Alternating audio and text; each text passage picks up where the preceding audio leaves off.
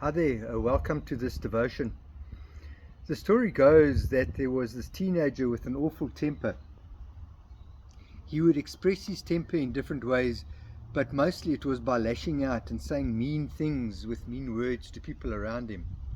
So his grandfather, and of course it was the grandfather decided to intervene and made a deal with him that every time he loses his temper, he must take a hammer and go hit a nail into the timber fence. The story goes that on the first day the boy hit 37 nails into the fence. And so as time went by, he hit less and less nails into the fence every day as he started learning to control his temper.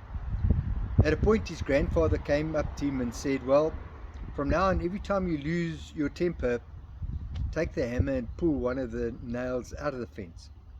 It took months and months, but eventually he came to his grandfather and said, okay, Granddad, I've got all the nails out of the fence. What's the next thing we must do?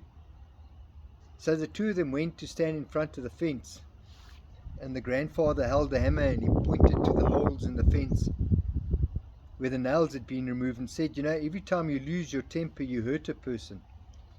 And you direct your person when you direct your temper to that person, it hurts them and hurts them profusely. And even people watching get hurt and learn something about you. And when you go back to that person and you ask forgiveness, and I hope you do that, my boy, when you go back and ask for forgiveness, a scar is left behind, like the hole in the fence. Needless to say, the story goes that the teenager had a handle on his temper after that for the rest of his life. I spent a weekend in Westfall prison with some folk who take the gospel of Jesus into the prisons. So don't worry, I wasn't arrested or anything. I was part of this ministry team. Really an amazing ministry. And some amazing people that work on this team.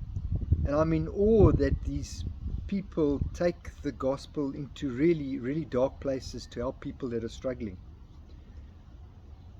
Spending time with the inmates, one of the things that I picked up, and it was not something they particularly noticed themselves, was that as a young child or as a youngster, a lot of them had been hurt by someone's temper. Someone's temper around them, a loved one, a parent, a teacher even, or a colleague or someone their own age lost their temper and lashed out at them, sometimes in violent ways, and the effect that had on them was profuse. It had a long-term effect on them. And my message to you today is that I hope you learn to get a handle on your temper, because like holes in a fence, it leaves scars even after that person forgives. So I hope you learn to control your temper, and if you find scars in your own life where people have lost their temper with you, I hope you learn to forgive those people, because you become imprisoned by your unforgiveness, as real as those guys are in Westfall prison. So I hope the Spirit of God teaches you not only to handle your temper, but also to forgive people around you that have lost their temper with you. Until we meet again, I hope you get a handle on these things.